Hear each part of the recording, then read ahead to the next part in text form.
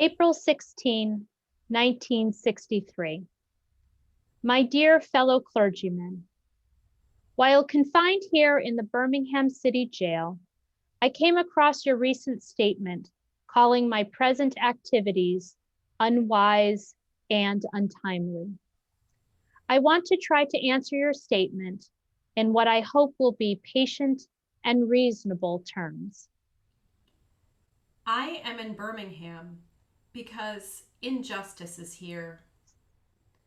Moreover, I am cognizant of the interrelatedness of all communities and states. I cannot sit idly by in Atlanta and not be concerned about what happens in Birmingham. Injustice anywhere is a threat to justice everywhere. We are caught in an inescapable network of mutuality, tied in a single garment of destiny. Whatever affects one directly affects all indirectly. You deplore the demonstrations taking place in Birmingham. But your statement, I am sorry to say, fails to express a similar concern for the conditions that brought about the demonstrations.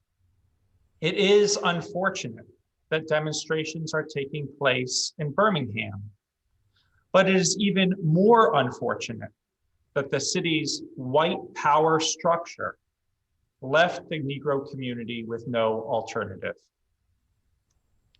One of the basic points in your statement is that the action that I and my associates have taken in Birmingham is untimely.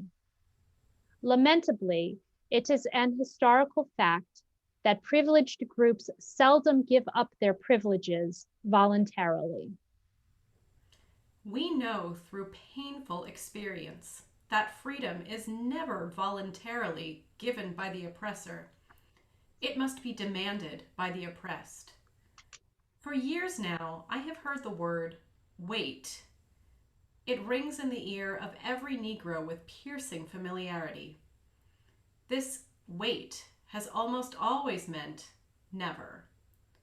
We must come to see with one of our distinguished jurists that justice too long delayed is justice denied. We have waited for more than 340 years for our constitutional and God-given rights. Perhaps it is easy for those who have never felt the stinging darts of segregation to say, wait. But when you have seen vicious mobs lynch your mothers and fathers at will and drown your sisters and brothers at whim, when you see the vast majority of your 20 million Negro brothers smothering in an airtight cage of poverty in the midst of an affluent society, then you will understand why we find it difficult to wait. Let us consider a more concrete example of just and unjust laws. An unjust law is a code that a numerical or power majority group compels a minority group to obey, but does not make binding on itself. We should never forget that everything Adolf Hitler did in Germany was legal, and everything the Hungarian freedom fighters did in Hungary was illegal.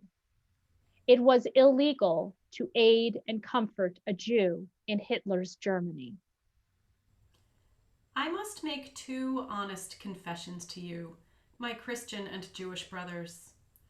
First, I must confess that over the past few years, I have been gravely disappointed with the white moderate, who paternalistically believes he can set the timetable for another man's freedom, who lives by a mythical concept of time, and who constantly advises the Negro to wait for a more convenient season.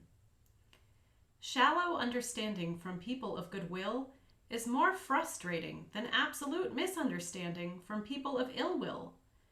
Lukewarm acceptance is much more bewildering than outright rejection. I hope this letter finds you strong in faith. Let us all hope that the dark clouds of racial prejudice will soon pass away, and the deep fog of misunderstanding will be lifted from our fear-drenched communities. And in some not too distant tomorrow, the radiant stars of love and brotherhood will shine over our great nation with all their scintillating beauty. Yours for the cause of peace and brotherhood. Martin Luther King, Jr.